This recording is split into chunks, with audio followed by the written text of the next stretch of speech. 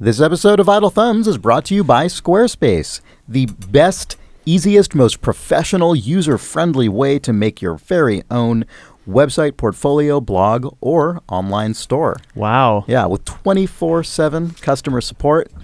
You can drag stuff around. It's super easy, super good. And if you go to squarespace.com and enter offer code THUMBS at checkout, you can get 10% off your first purchase. That is squarespace.com with the offer code THUMBS. I'm sorry my wow sounded unenthused. No, I was enthused. I just don't know how to speak. I know, Jake. We've been doing this podcast long enough. Wow.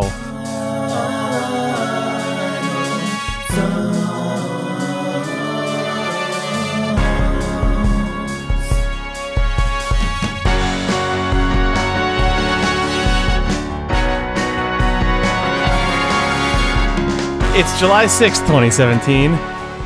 This is Idle Thumbs 309. I'm Chris Remo. I'm Nick Brecken. I'm Jake Rodkin. Hey, guys. Nick, you perpetually exist. I feel like your statement of self is entirely in my hands because whatever I do, you seem like you have a constitutional. No, I know. I have to maintain. I have to maintain the consistency of the tone that you're setting. It's really weird though because sometimes the thing that comes out of my mouth is spontaneous. Yeah. And so in creating it's I'm like a jazz player, Chris. I follow. It's like call response. You know. I'm like the third guy in the jazz band who didn't know that we were doing the thing. I don't ever. And then because Chris puts a point out there, not knowing he's putting a point out there. You put a second point out there, which creates a line and a trajectory, and then I go, ba-doop, boop. Hey, I'm in the room. And here we are in the room talking about video games. Welcome back to our video game podcast, you guys. Oh, thanks. I feel welcome. I feel every time you guys greet yourselves. So, Jake was playing a video game earlier. Which is it's a notable. Jake was playing a video game. I saw him. I saw it happen. It happened. Way to throw me that. No, it's a good seg. It's true. We came into the studio and Jake was playing. I was playing PlayerUnknown's Battlegrounds. Yes. PUBG. Yes. This is a game I have not actually played, and honestly, in fact, had not seen until I saw it on your monitor. You just heard tell of it. Yeah, I've heard a lot of stories about it. But I haven't played it myself. Nick, I know you've played it as well. My first reaction to having it on your screen was a not very useful one, which was, this doesn't look appealing to me. But then by the time you died, it had looked very appealing to me. Yeah, because PUBG, or PlayerUnknown, I believe, made mods for... It was like his modding name. For things like DayZ. Yeah. Like, if you've ever looked at DayZ or, any of like Arma, any of the games that are sort of, I guess DayZ is an Arma mod, but that sort of realistic, vaguely Eastern European-y looking outdoors bleak world. It looks like that. However, it plays it plays with a lot of the conventions of those sort of big, open, massive, like not massive multiplayer, like large scale multiplayer games, in a way that makes it, I think, appealing to a lot more people. People have been talking about this game for ages. And I feel like someone should just quickly summarize what it is, because I never would have guessed what it was. Right, okay, so PlayerUnknown's Battlegrounds is a, third-person sort of gun-based shooter in a multiplayer arena. There's 100 people who are in the game at a time. It's a humongous outdoor island location, sort of like Far Cry or like the DayZ or Arma or something, the big just giant realistic outdoors. But the entire game runs on what seems to be about a 30-minute timer in which everyone airlifts in at the beginning. Like the game starts with everyone inside of a gigantic jet that you all dive out of and parachute onto the island with no items. You just have your starting gear of your clothes, the clothes on your back basically. And you pepper yourselves all over the island wherever you've chosen to sort of navigate your parachute.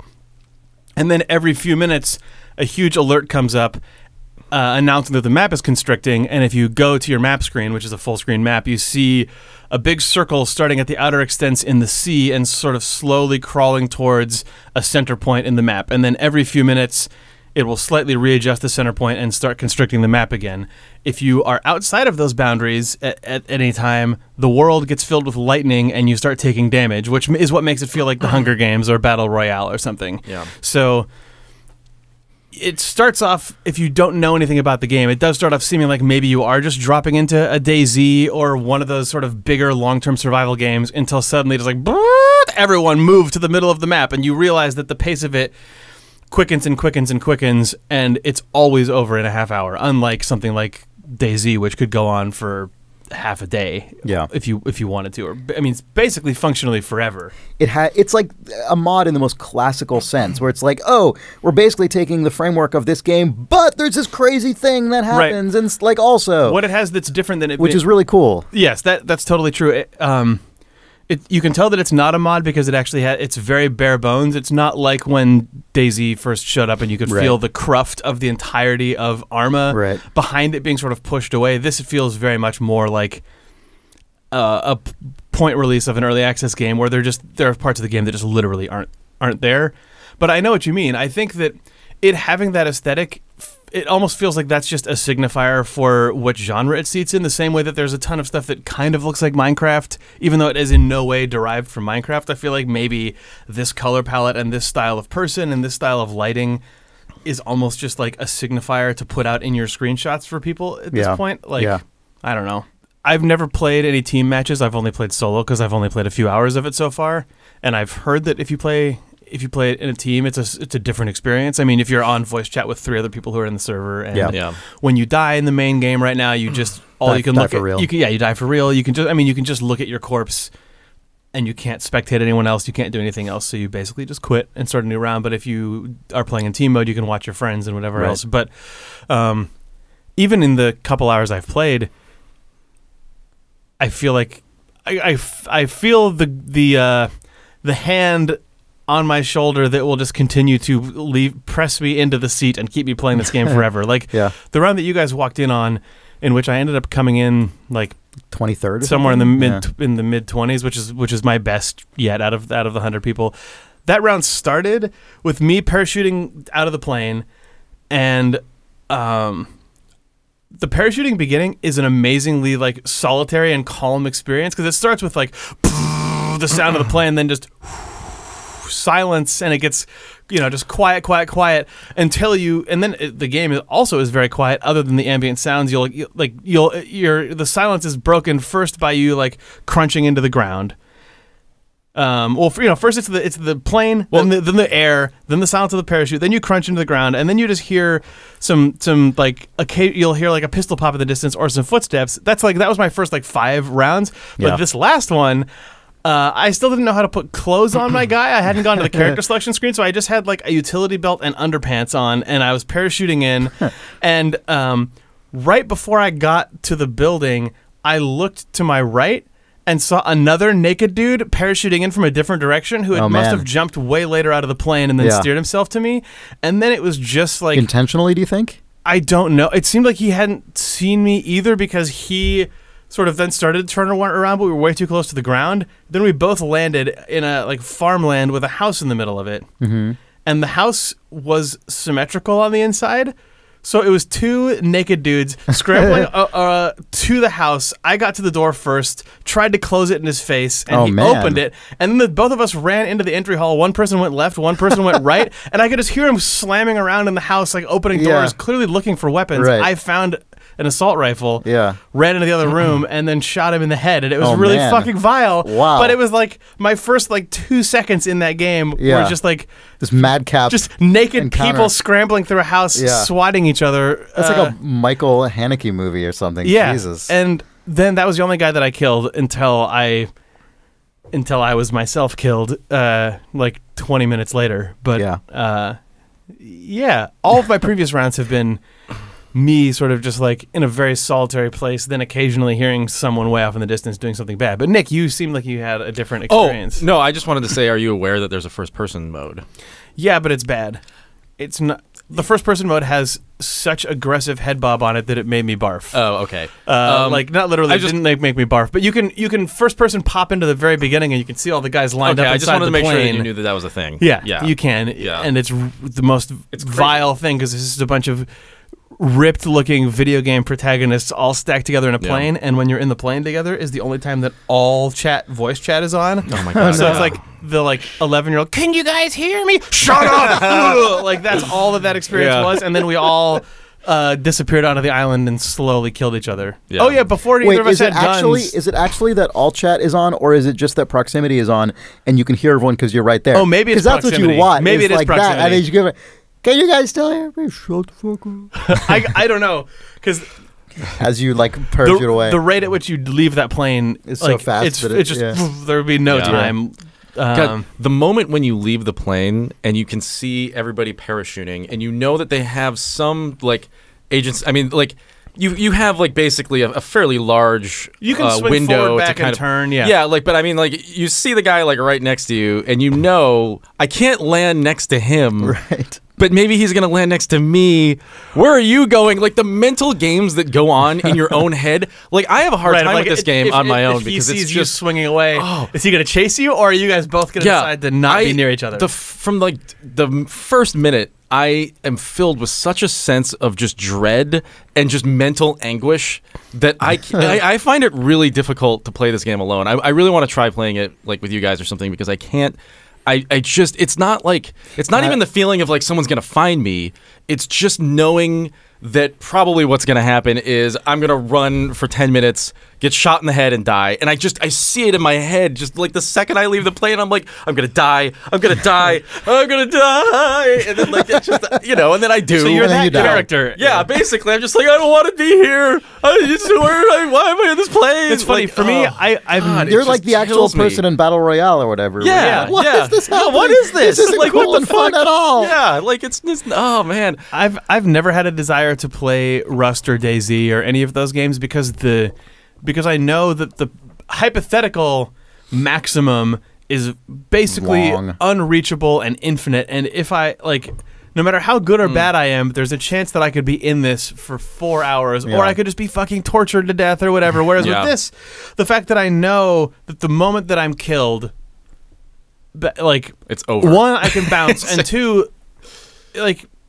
yeah, you can leave and just restart. Or if I make it longer than that, the most I'm going to be playing it is a half hour before I get killed. Yeah, like that is the main thing that makes. I found it really freeing, and it's like I don't worry about any of the stuff that whenever I've tried to sort of put a toe in the water of the sort of bigger first person crazy like realism survival game multiplayer things. Yeah, I lock up in the way that you lock up playing this, which is funny because this is like, I don't give a shit. I just like, woo, whatever. We're all jumping out of a fucking plane and there's electric walls. Like, who cares? Yeah.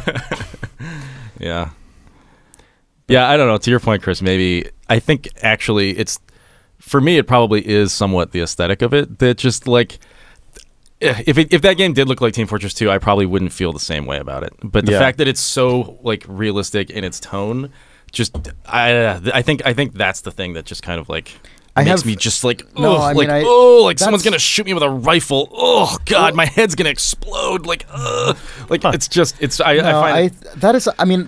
why when I just look at it, it makes me want to not play it. But then I like watch it long enough, and I'm like, oh, I do want to play this. Yeah, and then I think about it, and I'm like, oh, but it looks so like gray and depressing, and like I don't want to again. It's just, it's dumb. It's a pointless thing in my own brain. But I'm definitely very fatigued of games that generally look have that look, and not because I've spent so much time on them, but because they are like that look is kind of intrinsically fatiguing to me. Yeah, which is not a fair like criticism to levy of the game. So I'm not. It's just something that I have to like struggle against to want to play it. Oh, I realized just now that the end of my playthrough where I first sort of slap fought the guy in my underpants till I got a gun. Ended with me hiding under a bridge, which is the part you guys saw. Hiding under a bridge for 5 minutes until the world, unbeknownst to us initially, the place that it chose to start to constrict to was literally where I was hiding under the bridge, basically. So I died by way of finally making a run for it, realizing that the world was constricting exactly the way I was running, then having to run up onto the bridge as multiple people in like go-karts and vehicles rolled up, and then I was run over by a car without knowing before that there were even drivable vehicles in this video game. So it's a bummer to, like, I found even just through this couple hours that my tolerance for that aesthetic when playing it is higher than I would have thought, having not played I'm sure a game mine like would this be in a long too time. if I just went and did it. The thing that I'm wondering about this, I mean, this game's been, I mean, the mods were surely really popular, even though I wasn't involved in any of the games that the mods were in. But PlayerUnknown's Battlegrounds It's his itself Battlegrounds. obviously has been blowing up crazily lately, and I do wonder how long it's going to be sustainable, or like, I guess what's interesting to me is what choices the developers are going to have to make to keep the game approachable in the way that it is right now when the skill level gets higher, because like it's a fixed map. Yeah, there's no matchmaking or anything, is there?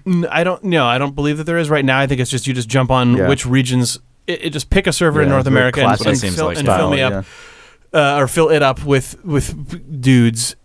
Yeah, like if it continues to be random roll like this, the level of skill is going to go really high. Or like, and just the people who get familiar with the terrain, that feels like it's okay in a DayZ, where the map is giant and the amount of things you can do in it. Yeah. The game has enough time to live in a round for obviously just way more diverse things to happen. Whereas in this game, I mean, they're randomizing the drops, they're randomizing the direction the plane goes, they randomize the way the map constricts, and that's going to last for a while. But I think at a certain point, there's going to be a level of player who really understands the travel time between all of the structures and knows the best place to angle themselves for at the beginning and stuff. I have a question for you guys, having played this. What does it feel like the game is? I mean, obviously the game is largely governed by skill. It's right. I mean, it's a game where you run around and you have to aim at people and shoot them and so on. Does it feel like there is any, like a significant proportion of the outcome of the game, because of the way the walls work and the napalm strikes and everything, that feels like it is governed by sort of chance and chaos? I mean, I was going to say this in response to you, Jake. Okay. I think I think you're right, but also, I mean, just having played it for a couple of hours, even, like, I've had a number of experiences where I just happened to run across a guy basically like while he was doing the equivalent of just like taking a leak. Like, he was just clearly like not looking the right way, and I just shot him in the head with my shitty gun. Took his like 1,000 things. Like, this guy was like clearly a dude who knew exactly how to play this game. The gas mask and just all the shit, and like he just, you know, wasn't his day. I mean, I think there is, because it's so big, and just the way that you run across people in this game can be just so surprising that I think there will probably always be some amount of chance. But on top of that, you can get very good at it, though. If you want a pro scene to emerge, which I'm sure a game like this wants, like there's got to be some amount of fragmentation and management of your player base. I suspect in the team modes, I bet it gets really hardcore, because I've seen videos of people who are, strategizing as a team in the game, saying like, all right, we're gonna get out of the car right now. Okay, you sweep left, you sweep right, and like, okay, we're sitting on this, waiting for an ambush, and they're just waiting for 10 minutes, and they see the guys coming, and they say, okay, you take the left target, and it's like, I think that's when it's gonna get really extreme. You think that like formalizing teams and having ranked groups and I also stuff think like that might be more fun to watch, in the same way that like watching I think a team as a of Dota spectator players that would be really cool. be, I mean, it would be after you've watched enough of it, that would be the thing that would I think it's fun to watch the like free for all as well, but once you've watched a lot of it, then that's the point at which like just the random chaos is not going to sustain your watching interest. But the thing that I was thinking about just in general is I was thinking about just the notion of well-tuned multiplayer games, and that any game that is sort of sufficiently skill-based and well-tuned is going to almost definitionally end up not being fun for most people, because like half of the people pretty much, like statistically, are going to lose half the, going to lose each game. And obviously, like, the ideal situation is to have for a developer to create a game with a just ongoing 50% win rate, right? So you win half your games and lose half your games and are constantly playing against people of equal skills. That happens. But like, realistically, the more skill-based a game is, the more likely over time that if you're not great at it, you will feel like you're losing a lot. But in a game like this, there's sort of two things. Well, there are 99 losers. Exactly. There's two things that work against that, right? Yeah. One is that there are elements of just sort of wacky, chaotic randomness because of the way the game works that make that sort of less of a sort of feel less personal, I guess. Yeah. And then also, yeah, as you say, only one person actually wins. Like, I'm sure that the people who consistently are the number one winner probably are going to be the really good people for the most part. It gives you a lot of goals in the mid tier. Exactly. Yes. Yeah. I think actually I just realized the other reason why this game fills me with dread, which is that I like to win. And I know I'm not going to ever. Like, maybe occasionally. That's why you but like, you should start playing team.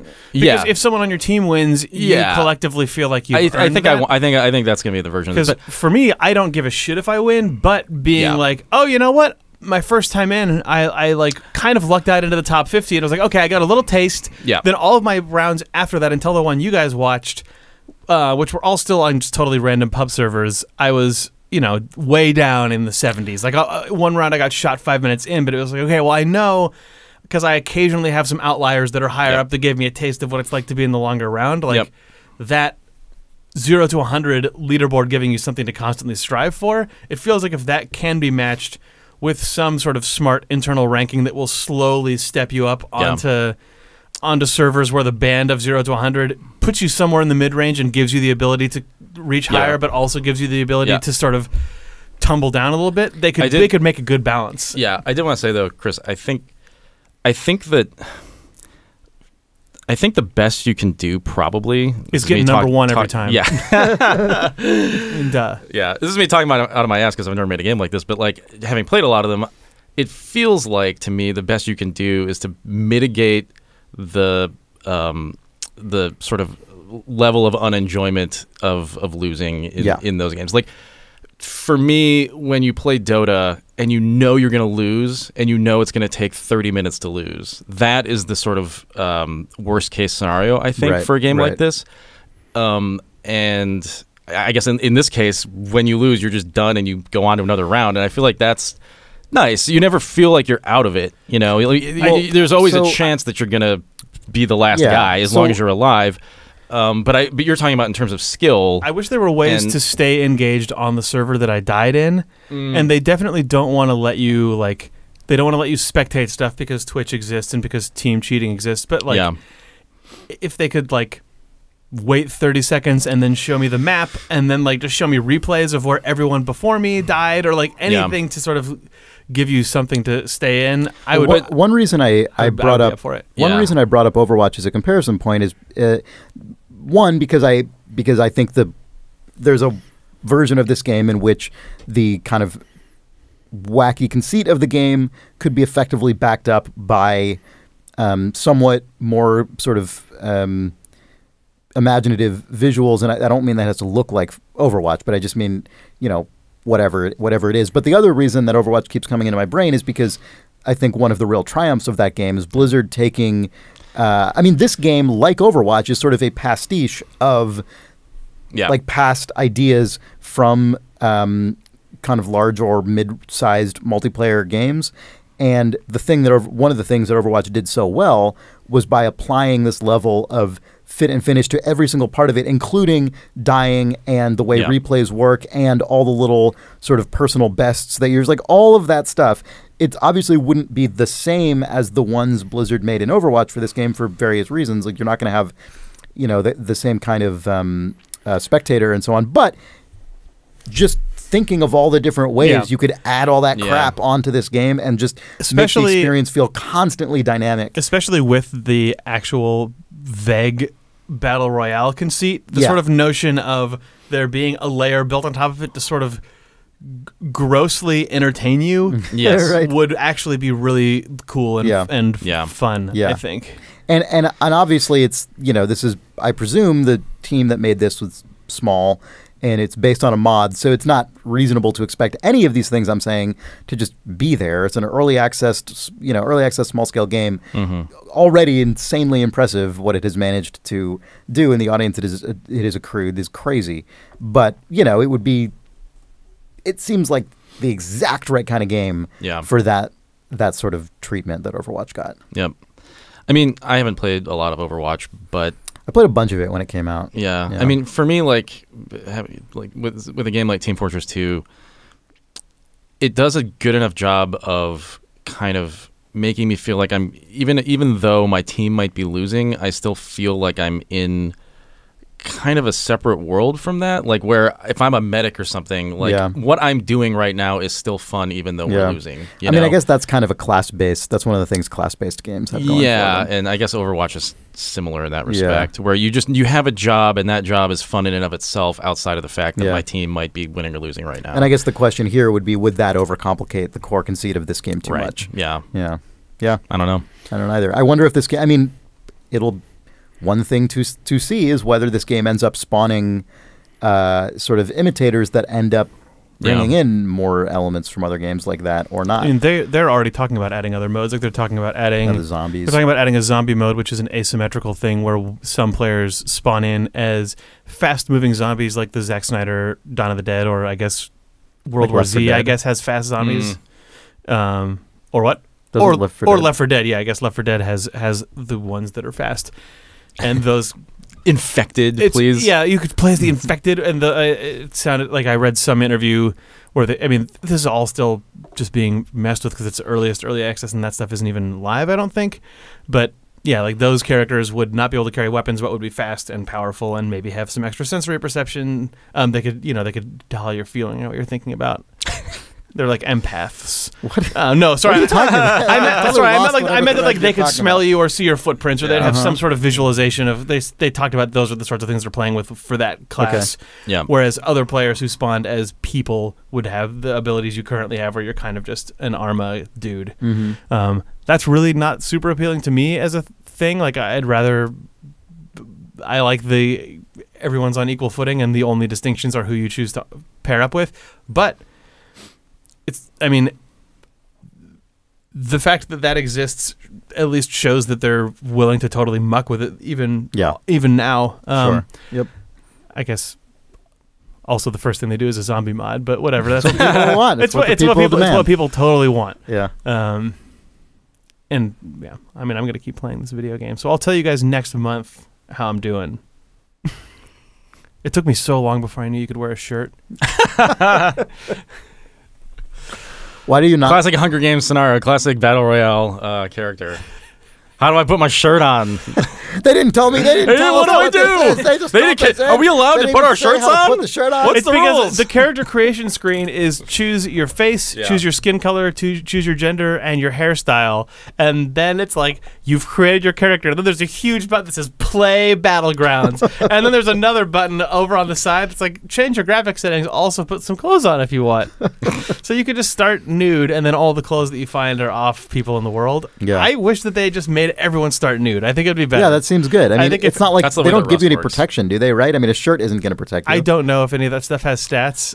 But surely a shirt the doesn't stuff that you protect you from a bullet. Does. I don't think shirts do. I get the impression that the way that they're intending that stuff to go is that if you do well, you get rewards, which add to your sort of default starter arsenal, so that you can have a loadout at the beginning. But man, that sucks. Nude only. I mean, I don't know if it sucks or not. I think that stuff might be cosmetic. Okay. And the stuff you find is the stuff that actually matters, but I could be wrong. Do you actually start nude, or do you No, have you start in underwear underpants. on? It's not like Rust. Yeah. If everyone was diving out of airplanes nude with just a parachute with a fucking GoPro and like,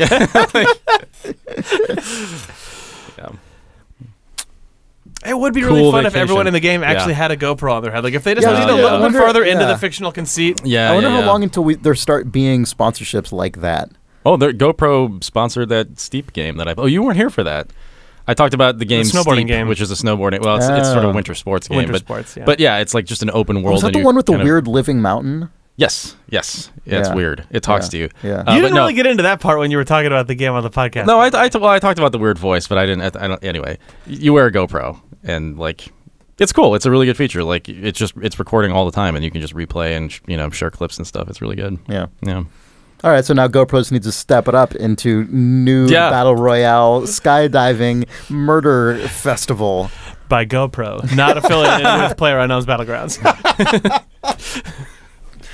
You want to take a break? Yeah. Sure. This episode of Idle Thumbs is brought to you by Squarespace. Hey! Yeah, it is the best, easiest, fastest, most user-friendly, and customer-supported way to make your very own professional website, portfolio, blog, our online store. Wait, it's Wow. it's the most customer supported. Does that mean that like you get good customer support, or that customers are very like support it and embrace it? It's both. It's both. It's both. They 24/7 customer support, award-winning apparently. I mean, I don't know.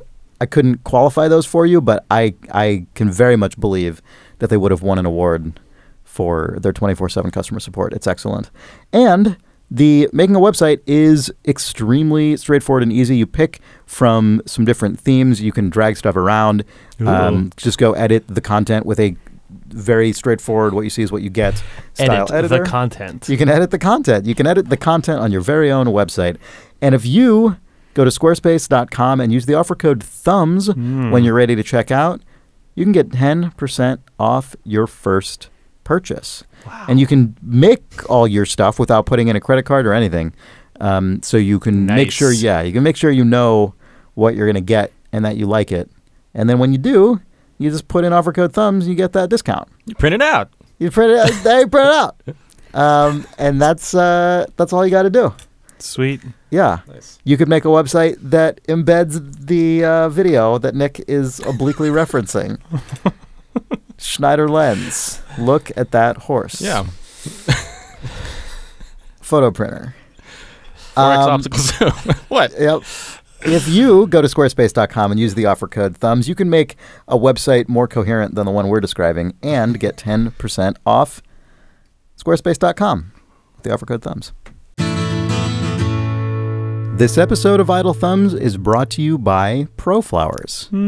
Yeah, you can send flowers from the internet to anyone. Nice. Yeah. We got some ProFlowers delivered recently. We were sent some beautiful blooms. They were extravagant, I would say. Yeah. There were a lot of different kinds of flowers in there. My apartment looks all nice now. I know. It's like an instant trick. They sent that bouquet that they sent was so big that I ended up splitting it into 2 vases. So now I have like twice the floral shit all over my house. It's real good. Double your floral shit with ProFlowers. If you go to proflowers.com, click the little microphone icon in the upper right, enter code THUMBS, and you can get $10 off your purchase of $29 or more. They recommend, sending these for birthdays, for anniversaries, what have you. I have found ProFlowers to be the ideal thing whenever any kind of mom-related thing blast is those flowers up. to your mom all the time. Man, she loves it.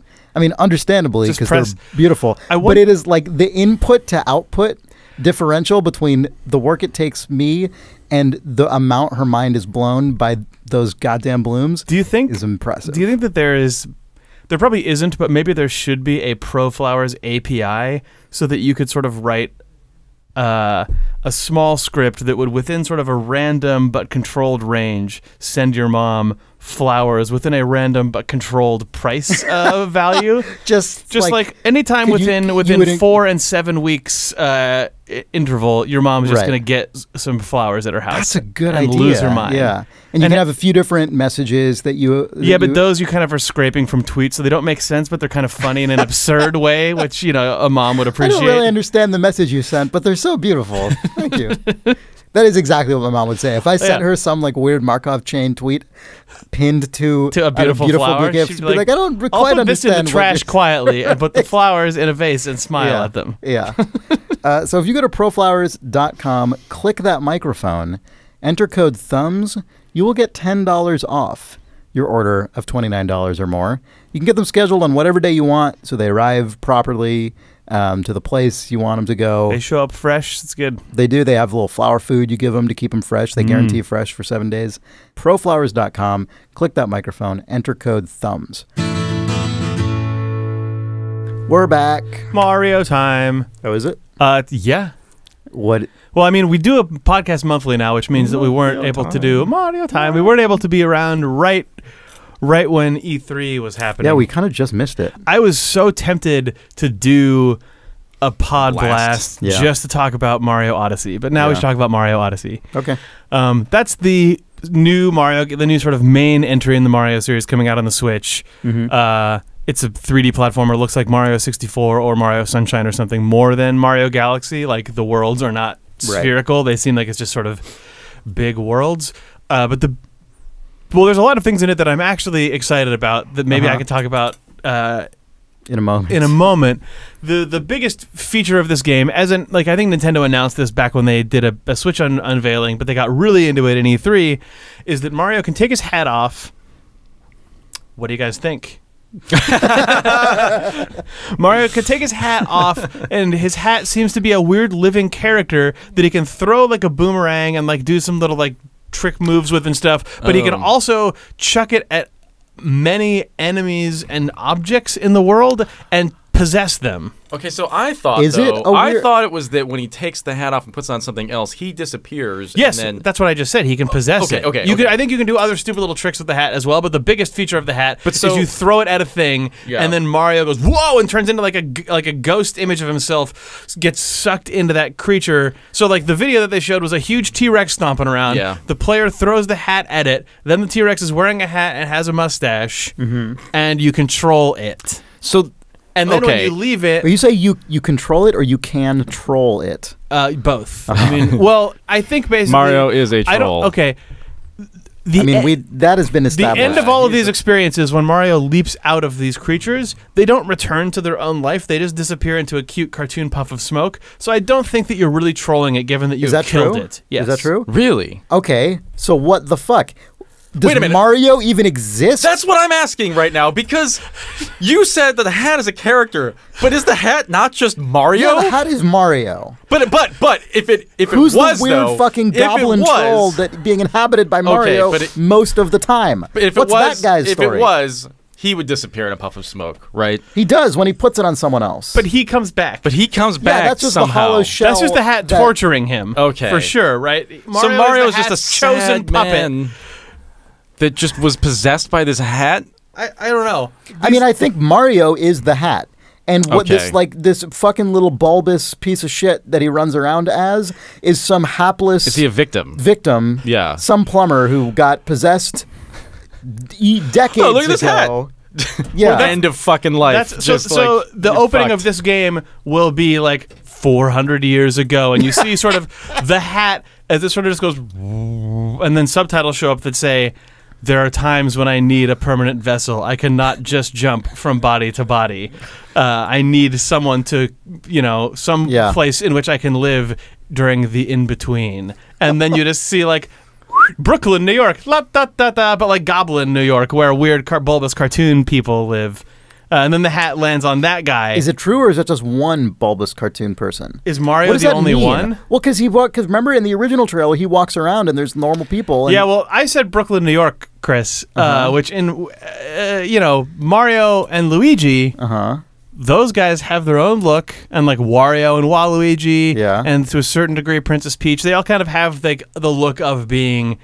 weird. They have their proportions. Peach is a lot closer to a person, but still not quite. She is. But then there's the city of New Donk City. Oh, that's true. Where regular humans live. That's true. That's true. You're right.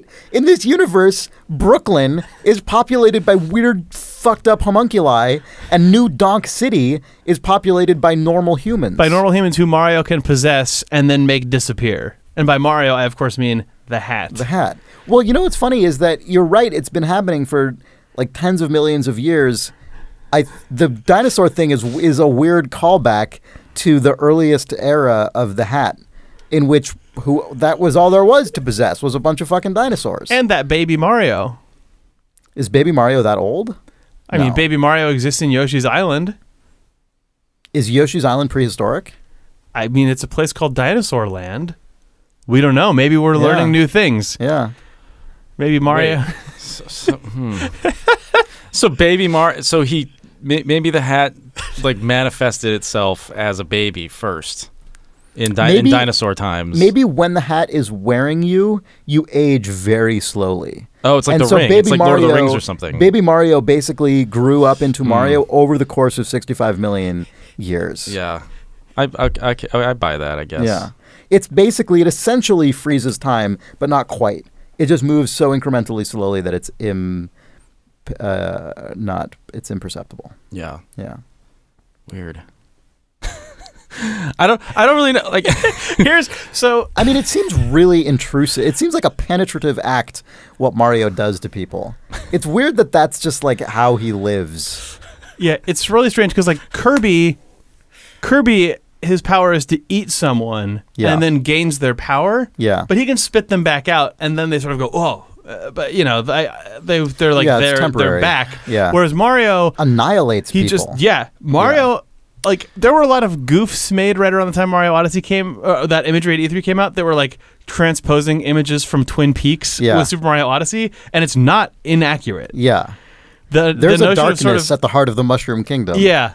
I feel like this ties in so well with Mario as like.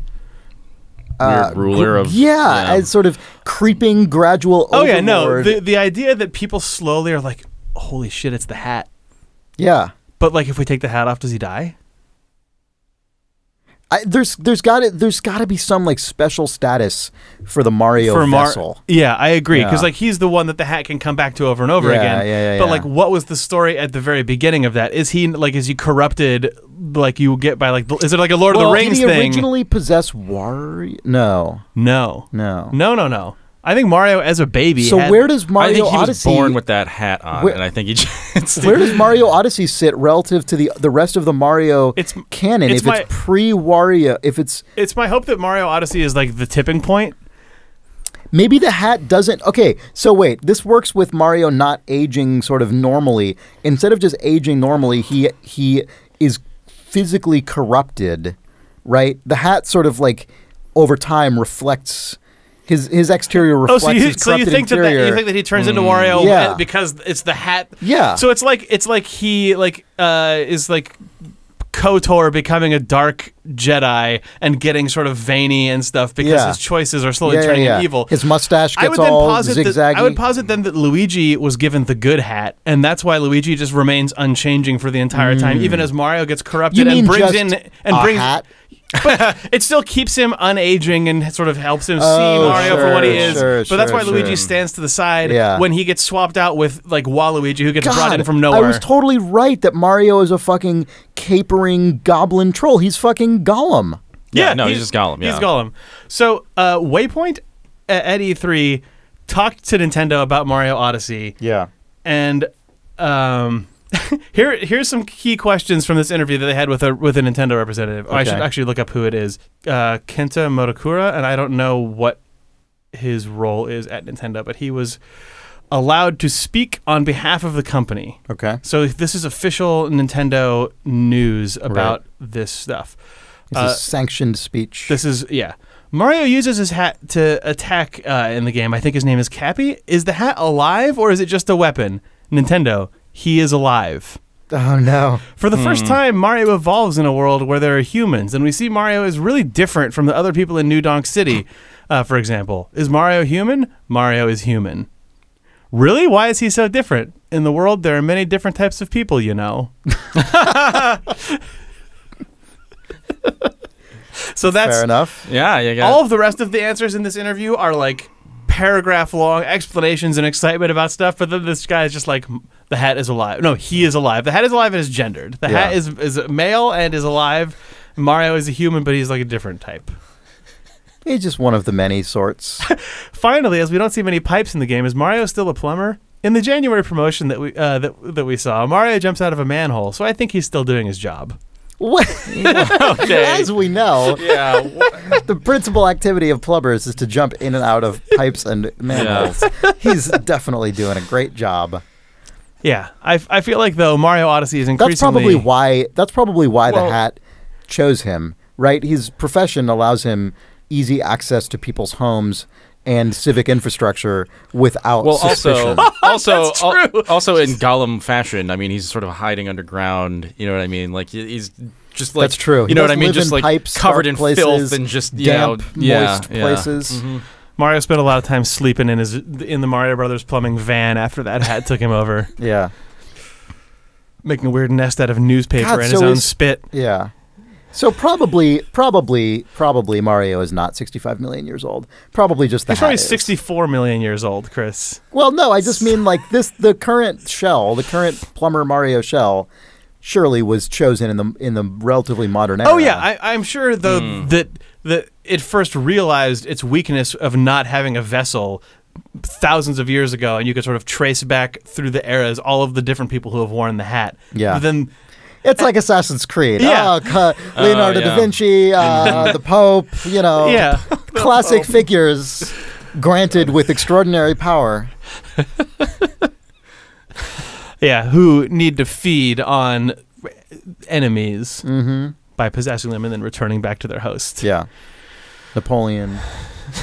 Mario. Anyone with cool hats. These universes could finally be crossing over when Mario enters the Ubiverse in Mario and Rabbids. Oh, you're right. So hopefully, You're right. if you see that hat sort of skulking away in that game, you'll know what it means. Yeah. It means that it'll be making an appearance in Assassin's Creed soon.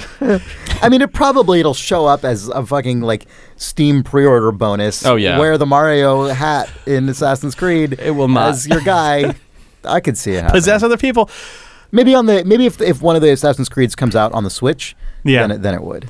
The same way that there's some Zelda stuff that's showing up in the Switch Skyrim port. Yeah. Genuinely though, Mario Odyssey looks great. I'm really excited about it. It looks like Nintendo seems to be embracing just making spaces bigger. Like Mario Odyssey, it's got the sort of. It seems like they're combining some of the sort of open, bigger space attitude and sort of player-directed stuff that they did in Breath of the Wild with the Mario 64 structure. Like Mario Odyssey still has, discrete zones that are like this one. When you walk into this transition, you're now in the desert. Yeah. But instead of it being the sort of Mario 64 style that they set, where you would where the level would sort of reorient itself for the one shine that you're going after, there's just, I guess, a ton of those sort of quest objects in the world at a time, and you can pursue them in whatever order you want, and the paths overlap themselves to the point that, like, if you go into the desert space, there's like pyramids that you can go inside that have challenges, but you can sort of weave back out of them, and then you're back out in the overworld, and there end up being even within sort of the desert area, there's fast travel points that you unlock so you can jump all around inside of it. Like it seems like they're trying to make the game more about using the Mario mechanics to explore and sort of weave in and out of a bunch of little areas that have strange things going on in them, as opposed to it just being a ton of tiny levels, and like that seems good. Yeah. Also, I saw one video that made me decide that I have to stop watching Mario Odyssey spoilers. I'm now very on board with Mario Odyssey. Got that fucked up hat stuff, and also looks like it's just a good Mario game. You played Mario Galaxy, right? Oh yeah. You know how it had levels. It had levels in them that would either be in part or in majority sort of a simulated 2D Mario game, where like you'd be inside of a pill and you'd sort of be weaving your way around the outside, but it was played like a 2D game where like gravity would reverse if you jumped too high, you'd sort of flip up onto the ceiling. This game has that in the demo that they showed at E3, but it's way more explicit about it in a way that's aesthetically super ugly. About what? 2D. Like you walk into a wall, and Mario literally pops into his original 8-bit Super Mario Brothers 1 sprite. Weird. Okay. And the music transitions into being chiptune music. And they've gotten really into that stuff recently. Yeah. Like they did that in the Zelda game on the 3DS, where you could sort of do 2D stuff on the wall. Right. But this, it feels like they've committed to it to a degree that is crazy, because you'll go onto the wall and the camera follows it like a 2D side scroller, but if it's on a complex shape like a cylinder, the camera will sort of bend around it and stuff. But if you get to a point in the level where the wall takes a hard 90-degree turn and the 2D stuff stops, you just jump out of it into 3D, but so do any other enemies that were inside that level with you. So like the level was one of the ones where there's just like giant platform or like giant poles that like launch 15 bullets at a time, and you're sort of like, the Mario levels where the 2D Mario levels where your job is sort of just to dodge the crazy waves of bullets. But in the video, I saw the guy jump out of the wall, and he was being pursued by like a ton of bullets, and the person that was playing it clearly was like, whew, I escaped. And then they pop out into 3D, and then they can chase you on all axes the way that the 3D like Mario 64 bullets do. Wow. And like, jumping off a wall, then ending up just sort of on a floor and running around on a huge platform as the camera follows you like 3D Mario games do. But all of the enemies just retain their pursuit but gain the understanding of depth. Yeah. Like, it was really impressive, that just seeing that one little detail was. And the Nintendo Reps at E3 said, this game this game largely came out of doing a ton of sort of game jam style prototypes, and they've clearly Nintendo feels like it's recently had a generation switch almost internally. Like I feel like, you mean in terms of leadership on game teams? yeah, and like stuff? all of the guys who are like classic Nintendo guys are really old. Some like Iwata passed away, Yep. like, and also I get the impression that Japan, along with the rest of the world, has had an increasingly sort of vibrant indie game scene, but we just don't hear about it as much, I don't think, other than a couple things that break out. But it really seems, from what Nintendo was saying at E3, like they've scooped a lot of those guys up, and now they're just sort of... That's cool. Like, they said that they just prototyped zillions of weird ideas, and then their sort of overall result was, oh, how many of these can we actually just put into the game and find ways that you find little pockets of the world and you do dumb things? That's either going to be really, really, really tiring, or it's going to be really cool. Just sort of, what if you give everyone the classic, like basically most foundational 3D platforming moveset that exists, which is Mario's, and then you can mess around with it so that if a player walks into this like 50 cubic meters, they get to do something weird, and then they sacrifice their soul to possess a dinosaur for a malicious hat demon. Yeah. So I'm excited about that video game. I like the idea of Nintendo sort of building up a farm team to have, just sort of inject more ideas into a franchise like Mario, which sort of has increasingly over the last few generations been sort of the canvas for painting new platformer-centric ideas. I will be especially glad, though, if... it's been so... Nintendo, for the duration of its involvement in video games, really established its key franchises very early on and has essentially been building on all of them for, over 3 decades now. Yeah. And that is really cool.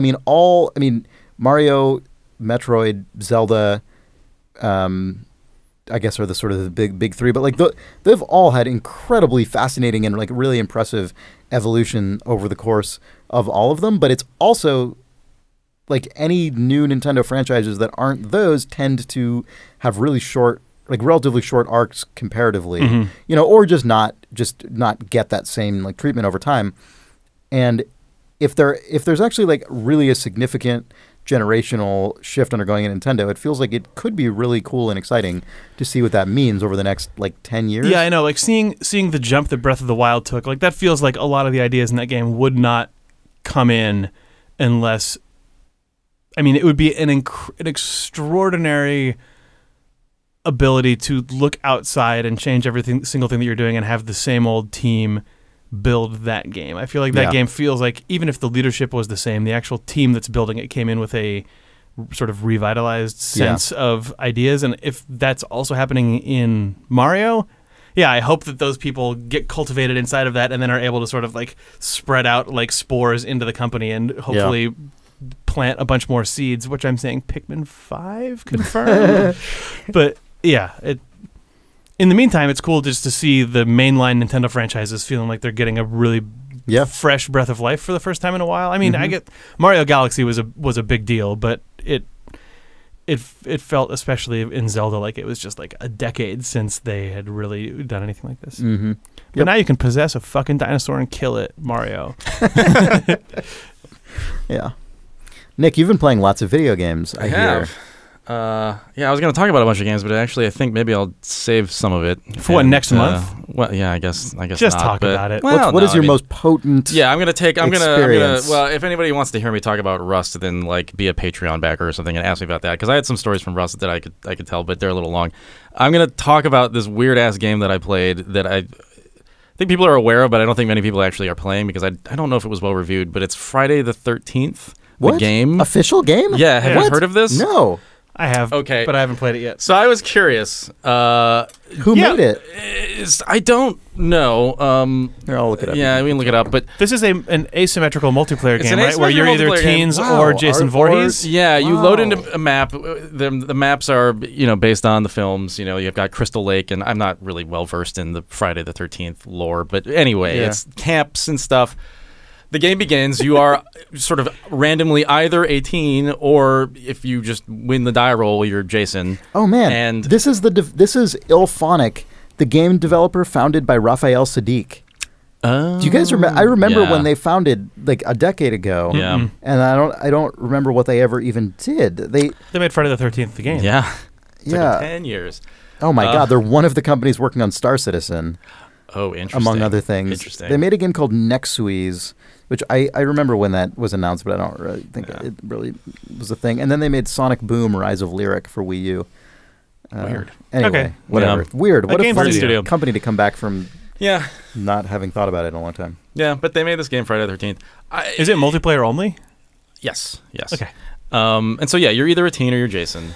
And it's more interesting than it has any right to be. Like That's a setup that I've been waiting for people to actually try and do justice forever, because it seems like it's obvious, right? Just it's there. just a fucking great concept, especially once things like DayZ started showing up, where it's like that sort of fragility of life versus one slow lumbering superpower. Yeah.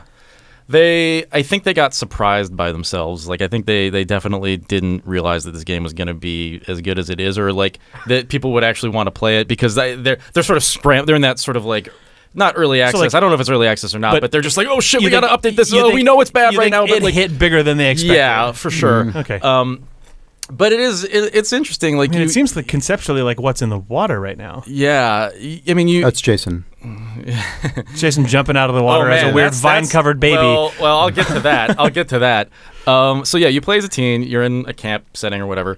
You at the start of the round, you are separated from all the other teens in the way that like you would be in the movie when you just happen to be like in a cabin with your boyfriend or something, and then everyone's over here, and then this person's over there. And as a teen, like, I mean, your goal, there's a timer that starts at the beginning of the round. And essentially your goal is to escape, before Jason kills you, obviously.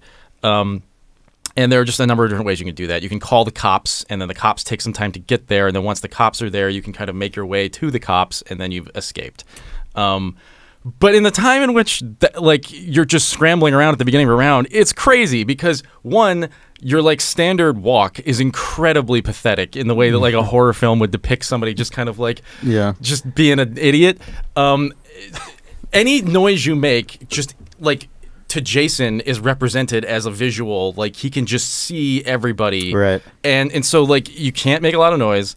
You're kind of scrambling through this camp looking for anything like weapons and stuff, and you know that you're not going to be able to really kill him. You can just hold him off. And yeah, like, you know, as the round progresses, Jason kills people. You hear them being killed. All the voice chat is done locally, so if you're next to somebody, you can hear them talking. But if if you're not, then you're screwed, and you can't really coordinate. And then there are just sort of other various mechanics, like there will be like broken down cars, and you have to find the gas can to fill it up, and then the battery for the car, and then finally you can drive it and escape that way.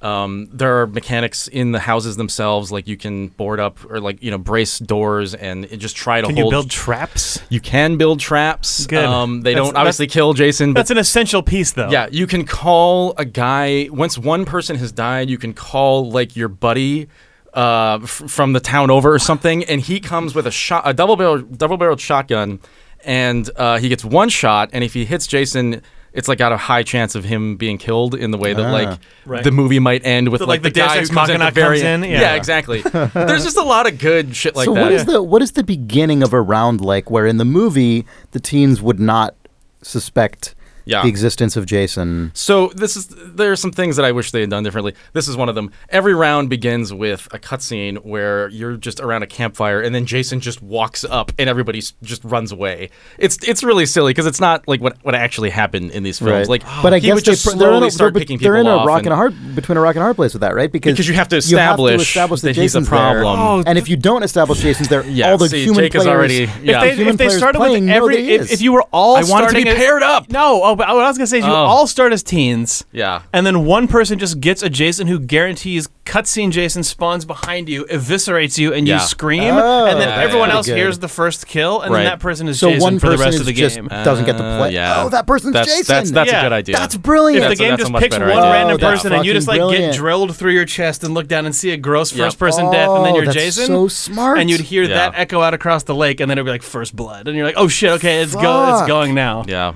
Oh, that's a good idea. Damn. Please, Chris. Okay. Sad confession of when I was a younger dork. The first like fake game design doc that I ever wrote was like, what if there was a 80s slasher multiplayer asymmetrical game? Like when I first, I was in my early 20s. I think I was like, so I was still old, but it was like when I first heard that Unity existed and that anyone with a Mac could make a 3D game. It's like, oh, this is totally the game I'll make, not knowing anything about anything. But this game is like, is that? Yeah. It sounds like obviously some things are different. But that stupid idea was one that I had then. That's really good. So I will just briefly describe my experience, and it was insane. So I played this game on my television using an Xbox controller, but it was the PC version of the game. Yeah. So right off the bat, I was fucking myself hardcore in a way that I didn't know. By what? Are you going to blame like the micro lag or something? What's happening? Okay, so here's what happened. It was fuck. Oh god. So I was playing as teens and just not knowing what the hell I was doing and dying a lot, and that was fine, and I was enjoying it. And then all of a sudden, one round, I was Jason at the beginning of the round, and I just immediately panicked. One, I hadn't read the tutorial or anything. I had no idea what the hell I was doing. So when you start as Jason, you have 4 powers that you can use. I still don't really understand all of them. I know one of them is you can open up the map and instantly teleport to a location. You would need that. You would need it. Yeah. That makes sense. I mean, Jason... I don't think he runs faster than teens. That's true of the movies. Jason's Yeah. slow. Yeah. So you need that in order to actually catch anybody. Right. So here was my experience. One, when you're Jason, you can hear all of the voice chat all the time. Oh, that's terrible. You can hear everything. So I'm Jason, and I'm walking around. That might not be true. It might just be that I was around everybody. Can you guys hear me? So here's Shut what up. happened. Here's what happened. I was sort simulator. of running around, ambling around as Jason with my stupid axe, just kind of bouncing around. I saw a teen. I chased the teen. I didn't know that I had a power to, like, go after them, and so I was just slowly running after. And so what I heard on voice chat was, oh, he found me, guys, he found me. Wait a minute. Oh, Jason. Jason! Haha! Jason's an idiot! Oh, Jason, you're bad! Oh, you suck, Jason! Oh, wait, okay, guys. Jason really sucks, so here's what we're gonna do. He's really a piece of shit. God. He doesn't know what he's doing. Okay, we're gonna go get the battery. No, it's fine. No, like, people started writing, other people, he's like, no, you don't understand. Jason's an idiot. Jason, you stupid piece of shit. Ha ha ha. No, I'm just like, the whole time I'm just fumbling with the controller, because, like, to hit the point on the map, to, like, teleport, you have to click on it with your mouse normally, but on the controller version, so I'm just teleporting all over the fucking place, like, just, like, behind a tree. Like, I'm just missing them all the time. I can't catch anybody. So they're just like, he doesn't know how to use his powers. Oh, my God. Jason, he's so stupid. Yeah, man, it's fine. We're going to get out of here. All right. Oh, I'm escaping. All right, bye, guys. And so eventually, like, I get to so bleak. I get to the point where I'm running after this teen, and, like, I think I ran after her for 10 minutes. Like, she was like, the guy on the other end was just like, oh, you can't catch me. Ha ha, look at him. You're gonna get me. Oh no, I dodged to the left. Oh, Jason, oh, you idiot. Like, it went on so long. They were just taunting me. And then of course, he just immediately, like, runs to the cops and the game is over. And they're like, Jason, you're so shitty. You fucking suck. Bye. God, that's why you need to come back in part 2 and just wreck them. You need to quickly go on the internet. I just immediately, like... Oh, you shame quit. That's troll you. Yeah, they were doing the things that the teens actually do to Jason Voorhees before he becomes a maniacal killer who can destroy them. Yeah. So you need to really, really, like, bone up on being a murderer and then just wreck those teens. It did really make me want to kill some teens. Besides being a shitty Jason. Most successful. Actual. No, yeah, it put me right in the Friday the 13th. You felt the rage that he must feel. Oh yeah. Being mocked by teens. Shitty Jason. God, that's amazing. Yeah. Anyway, so that game's a good game. I need to play more of it. I literally, my experience was a couple of rounds of being a teen, and then I was like, teens! Just because it was just, they're actual teens I'm playing with. That's the other thing. It's like teens playing teens, just taunting me in the way that they would in like fucking middle school. Adult. And I'm like a 32, 33-year-old. I don't even know how old I am. Into his headset, just... I mean, I did want a voice. You can't speak as Jason, but I did want to be like, "Oh, you stupid teens!" That would not have helped. No, that would not have helped. It would have been worse. If your No, voice, I'm gonna shut up. I'm gonna definitely get you. Just Larry David as fucking. If the volume level out of your mic just got translated into aggressive breathing through like the sack over his head, would be very good. Yeah. Just proportionate to how you loud fucking you're screaming. I mean, you know, the end He's result really of mad, guys. He's really mad and stupid. He can't do anything. What I was actually playing was the Home Alone game because they kept laying traps for me. Oh, no. They would go into houses, lay a trap. I would, like, you can chop down doors with your axe. Right. I would chop down the door, get my foot stuck in the trap, and they would go, ah, ha, ha! And they would run away, jump through the window faster than I can, like, follow them. Yeah. And it was just, like, it was murder. It wasn't, actually. Does this game have good Steam Workshop support? If so, oh man, I don't know. Idle Thumbs presents Michael Jordan statue or Michael Jordan cardboard cutout on train oh, man. trap. Oh my god, yeah, that would be good. That'd Wet be really Bandits good. edition. Yeah, yeah. Friday the 13th with Joe Pesci is what that would be called, I believe. I think that's true. Yeah. Oof. Anyway, man, that's really good. Yeah. I'm really happy about that. yeah, I was happy about You it, should but also stream sad that about it. Yeah, maybe. Yeah. It's so good that that exists at all. It's Yeah. good that was thought What through a and actually weird shipped. thing. I guess it was a Kickstarter game. Yeah, it's on all platforms now, I think, or it's coming to on all PC, platforms. Yeah. PS4 and Xbox One. Nice. Yeah. Yeah. And I don't even know if the game's good. I just the game is good. moment was The good. game is good. I can only vouch for. I mean, oh man, somebody said that Jason, when Jason goes in the water, he just becomes like Jaws, basically. Yeah. Like stuff like that makes me excited. That all to play makes more sense of it. because that's all Yeah. like I mean Yep. the being able to teleport, also being able to be mysteriously aggressive when underwater, like those are the things that you would need to give that player character to let them create Friday the 13th moments out of systems. Yep. Man, it looks like the reviews are very middling. They're middling, yeah. It's apparently very buggy, especially on console. So. I think that's again like they. It seems like an outrageously ambitious thing to try and pull off. Yeah. Unless you have AAA money behind you, but no one would AAA fund this game. Well, it's not even necessarily that you need AAA money, but I think making if you want the an aesthetics asymmetrical to play, multiplayer game like this, it's just like, I think the skill set to make a rock solid one of those is just really specific and not I something wonder that any given developer can automatically I wonder if they achieve. I mean, this is a complete speculation because I have obviously not been following this at all, but you mentioning that it's a Kickstarter project makes me wonder if they were under or felt to be under obligation to SimShip console versions early, because this does seem like a game that could thrive on PC for like 2 years before it's honed up enough to actually declare itself a sort of 1.0 and the sort of thing that you could box up and put somewhere else. Sure. But it seems like it would be really hard to make this all play with as a small team on a ton of platforms. It's just got to be super challenging. Yep.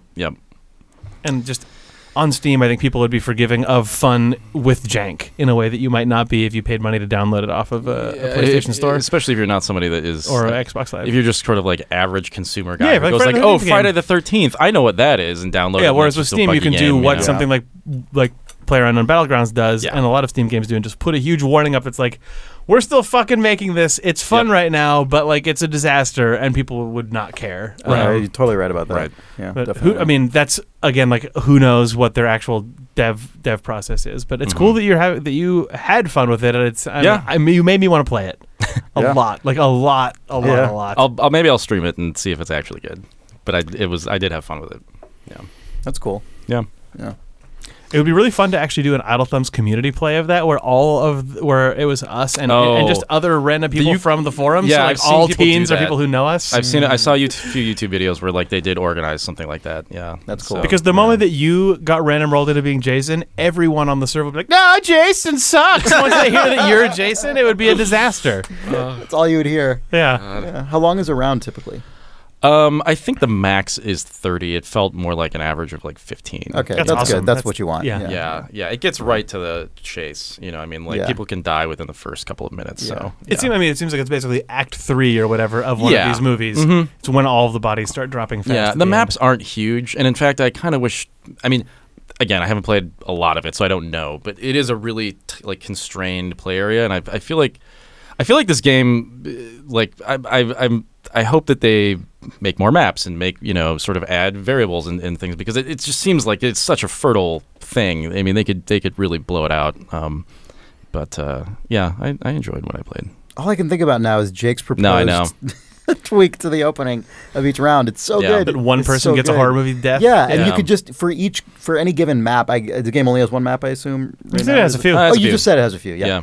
I guess for each map, what you'd ideally do is have a cutscene for any given different person. It would random roll which person gets totally murdered, and then You could get that. so Having that good. happen to you in first person first would also just be really Right. fun. Like basically thinking about like that original BioShock trailer where you see yourself just get Right, drilled I was through by a thinking Big the same Daddy. thing. Yeah. Because just having one of those, you're like, oh my god, gross. Yeah. Oh, nice. Okay. Also, Yeah. that means that I am Jason. Yeah. Mm-hmm. God, spawning into that and not knowing Which of you is going to get so good. killed scared first? The other thing Yeah. I like about that too is that it would add kind of like a preparation phase to the game. Whereas when you start an actual game of this, right off the bat, Jason could be. Oh, like, that's true. Like if right there next to was, you. if the game had like the 2 minutes where it's like set traps, form up into teams, run off into the map. What would be so cool and about then one person just gets drilled. Oh, what would be so cool is Wait, you have to why be. would you be setting traps before anyone gets drilled fictionally? I think Well, that's fair. If the assumption, I think the assumption would One of have the things to I be liked about your thing is that it solves that problem. everyone's just being teens. Yeah, everyone just gets surprised. Yeah, like fair you get enough. surprised before anything happens, but maybe not. I don't know. Well, I don't know what else would you be doing though. I mean, I guess if you just say you can't set traps, all you can do is kind of run around. Either way, I think what's interesting about that is that regardless of how that would work, Well, like, the problem with that is then the person who's Jason would know where all the shit is if he was participating in. but then you would have to be strategic about it, right? Like that's why I think that's such a good idea. Is that as the teens, the first thing, like the most logical thing to do would just be to completely scatter so that when Jason comes, he doesn't have like 5 people around him that he can just murder. You know what I'm saying? Yeah. Like, oh. Yeah.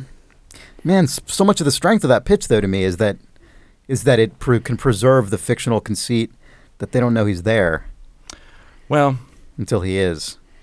as a player, you're screwed on that Yeah, front. You're just yeah. gonna know, and Yeah. like I mean, that's probably that's the reason why they did what they did. Yeah, They just immediately, I know. Yeah, you know. makes sense. Yeah. Yeah. I feel like more brainstorming could polish this. There's into a version pearl. of this that gives you everything. Yeah. I think. I think there is too. I think there Yeah. is. Yeah. Yeah. Yeah. Huh. Very cool. Very weird and interesting. What a strange thing to Yeah. exist. Yeah. Reader mail time. Oh, sure. Yeah. No. Yeah. Email. A mail. We could do a couple. We could do a couple reader mails. We love them. Let's see here. Well, here's actually a quick thing from our buddy Nels Anderson, who Nels. hosts Terminal 7 on our network. He has links to a couple tweets that follow up on the Mario discussion that we're good. having. Yeah, he points out that there is a cranky avenue in New Donk City, which basically confirms the donk is donkey. Oh yeah, we had talked about this before. Oh, okay. We talked about potentially. Oh man, I can't remember the order of all these things, but I feel like we talked about maybe this was like Donkey Kong and Donkey Kong Jr.'s revenge on Mario potentially. I can't remember the whole. Yeah. But anyway, New Donk City being somehow related to Donkey Kong is very weird, given that one, Donkey Kong is canonically, historically, Mario's adversary, and two, New Donk City is filled with humans. Right. Anyway. Well, and also Pauline is apparently the mayor of New Donk City. Okay. So that's another weird, just Mario's fact. like ex-girlfriend. Yeah. From the Donkey Kong Yeah, days, right? Pauline is who Mario Yeah. is rescuing in Donkey Kong? Yeah. From Donkey From Kong. Donkey From Kong. Donkey Kong. Yeah. And then in Donkey Kong, So- and then Donkey Kong 2, I think, or Donkey Kong Jr., whatever it is, Mario's like an asshole, like King Kong situation where he has Donkey Kong in a cage and you're playing as Donkey Kong's kid who's trying to rescue him from Mario. And then I believe that Donkey Kong, one of the two of them grew up to become the Donkey Kong that we know, and the other one is Cranky Kong, or like it's 2 generations removed. Yeah. There's a lot Yeah. of these two things running in parallel is a seam that we've never fully tapped into. I feel like we might need Danielle to fully That's true. to fully yeah. delve into like the Donkey The Kong intricacies of the clan, the into Donkey, Donkey Kong lineage. continuity. Oh God. What? Yeah. No, I mean you're right. It is Donkey continuity. Kong continuity. Continuity. Powered well- by fandom. Here's another question along similar lines. Jacob Harris writes, Hi Thumbs, I love your ever-expanding discussion on the hidden lore of the Mario franchise and was wondering if there's some sort of other meta-story between other characters of the franchise. Today I stumbled upon the Nintendo Switch parental controls video, in which, for one shot, it shows that Bowser's phone background is a photo of Princess Peach. I found this somewhat strange, but also intriguing. Does Bowser have some sort of affection and love towards Princess Peach but doesn't know his own emotions? It reminds me of when a little kid has a crush on someone and they think the way of showing affection is being mean or aggressive. This is Bowser pretty established, kidnaps her though. all Yeah. the fucking time because he's Yeah. just a stunted idiot who my assumption has always been that that's just like, That's his you way will of, be like- my bride, Yeah, I will yeah. kidnap you. Yeah, like, yeah. I don't know if that's strange. I mean, it's not giving Bowser a lot of credit there, I think. Not so much credit, but like Giving him benefit some- of the giving doubt. him benefit or, of the like, doubt. leeway. But yeah. Right, it's a political kidnapping, Yeah. right? Like it's always been intended to ransom Princess Peach for like concessions at the Yeah, I like, don't United like Nations her. of I don't New like her or York City anything. or whatever. I mean, Yeah, right. oh, Mm-hmm. yeah, Bowser. Sure, Bowser. She's your lock screen. Yeah. Yeah. That's when Bowser types Princess Peach into a Facebook post, but it's because he meant to search for her. What? No, like when you type into a post because you think it's a search bar. Oh, and when then you it just, oh, and then yeah, it just yeah, tweets yeah, like Princess Peach. Princess Peach. I'm like, ah! Just I thought I was I'm going to trying mock to her. delete I Yeah. meant to say something mean. God, I saw a really distressing article about mining Google search data, and it's not a good thing to read if you want to believe that people aren't terrible. Because Wait, the people who type things into Google search or the people who mine the data?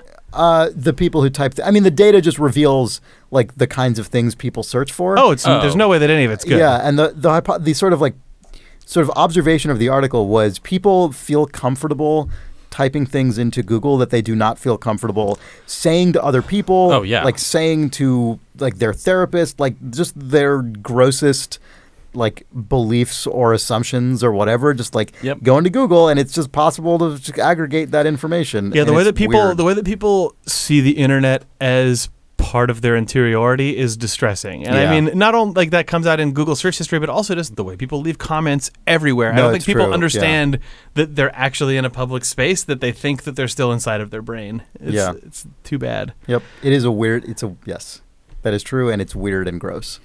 And I don't know if it's like, I can't figure out if it's like worse for that stuff to exist or worse for it not to exist, but still secretly be like in their brain. everyone's heads and poisoning things. Well, it's been in quietly. everyone's heads forever. No, I know, but it's like, does one make the other worse? Like, does it actually make it worse? I mean, probably does. There's make an it argument. Worse There's if been an you can argument going externalize around it over the all. last few days with various articles. I think there was a New York Times opinion writer who just left Twitter and he linked this other article. Anyway, whatever. This is. What is this podcast? Anyway, the central argument was that it, it's a chicken and egg thing, but also the fact that stuff does reinforce itself and then kind of become. Well, it's interesting. You have the ability to post things online that you would never post publicly because you know that sort of social reflect on your norms say that character. you shouldn't say them. Yeah. But then the fact that you write that down and put it somewhere where Once- someone else can find it once means that you're like, the norm maybe, itself, maybe it is okay. The norm itself falls Yeah. down. Because I've seen someone else thinking it, and then like that was hundreds of essentially- people are like, that oh, makes sense. we all Yeah. think this. We all think this. Yeah. Yeah. Whoops. Yeah. Weird. Yep. Well, on that terrible note, thanks for listening to our ostensible video game podcast, Idle Thumbs. You can send us questions or comments about video games to questions@idlethumbs.net. Send more Mario Hat shit, please. I'll always take that. Yeah, that's fine. Or anything else. But Mostly Mario Hat also stuff. Mario Hat stuff, yeah. Our website is idlethumbspodcast.com, and you can find all the places that we reside on the internet there. If you like this podcast, tell a friend. Consider giving us a review on iTunes or whatever. If you want to hear us talk about other things that aren't video games, you should check out our weekly podcast, Important If True, where people write us strange conundrums or we find bad things on the internet and then discuss them until we're made happy or sad by the conclusions we reach. Mm-hmm. Chris and I are also watching along with season 3 of Twin Peaks right now. So if they're doing a podcast about that, Twin Peaks Rewatch. So if you want to listen to either of those, just go to idlethumbs.net where they are on the homepage. Yeah, we do lots of podcasts now, I guess. And thank you for listening to any number of them, including this one. Yep. We will be back next month or sooner than that with another Idle Thumbs Ruination cast from our Patreon. Bye. Bye. Wow, bye. Wow. Pretty quick. Just abrupt. No. People only see us once a month these days, Chris. It's a 76-minute podcast. I think they're fine. Oh, my God. Well, what do you want? Feel free. The microphone is yours. The recording is rolling. It's fine. I love video games. I know you do. I don't know what you're doing. You're Nothing. out. Just edit all that out.